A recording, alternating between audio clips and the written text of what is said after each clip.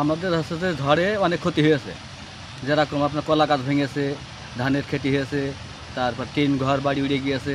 আমরা এখন হচ্ছে যে খুব এই অবস্থায়, আসলে তো বলার মতো কিছুই নেই আর। আমার হচ্ছে যে অনেক গাছপালা ভেঙেছে, মানুষের আবাদ ঘাট এই সেই, হ্যাঁ। তারপরে কারেন্টের তার মার সে ডালমাল ভেঙে তো বেলাইন অবস্থা। এখন আর কি পাবেন কর।